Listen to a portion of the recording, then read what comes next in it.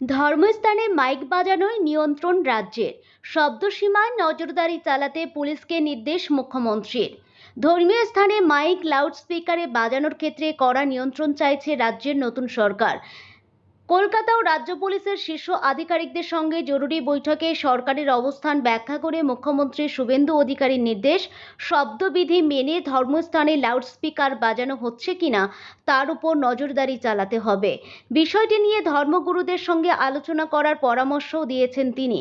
শব্দবিধি নিয়ে supreme court এবং কলকাতা হাইকোর্টের নির্দেশ মানা না হলে আইনানুগত ব্যবস্থা নেওয়ার কথাও বলেছেন মুখ্যমন্ত্রী, তবে সবটাই হবে বোঝানোর মাধ্যমে।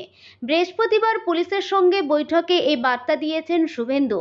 পাশাপাশি পুলিশ কর্তাদের মনে করিয়ে দিয়েছেন যত্রতত্র গরু মোষ হত্যা বন্ধে জারি হওয়া নির্দেশিকার কথাও। পৌরসভা বা পঞ্চায়েত সমিতির স্বীকৃত জায়গা ছাড়া গরু মহিষ জবাইয়ে নিষেধাজ্ঞা বুধবার রাজ্য সরকারের তরফে জারি করা হয়েছে।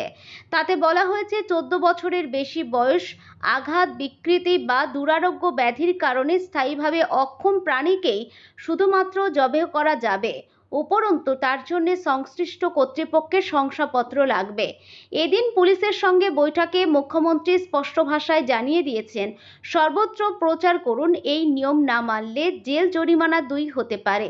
এরই পাশাপাশি রাস্তা আটকে ধর্মচরণের প্রক্রিয়া যাতে বন্ধ করা যায় তার উপর নজরদারি চালাতেও পুলিশকে নির্দেশ দিয়েছেন মুখ্যমন্ত্রী।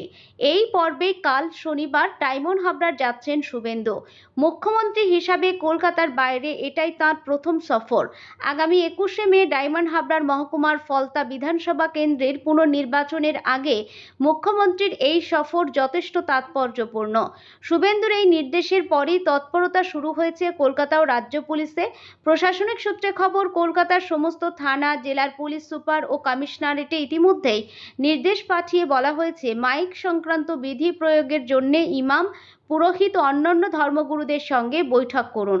শব্দবিধি মেনে চলতেই হবে। অমান্য করার ঘটনা বারবার ঘটলে আইন অনুগত ব্যবস্থা নিতে হবে। অপরদিকে পরিবেশ আদালতের নিয়ম অনুযায়ী বসতি এলাকায় থাকা ধর্মীয় স্থানে সর্বোচ্চ 55 ডেসিবেল পর্যন্ত মাইক বাজানো যায়।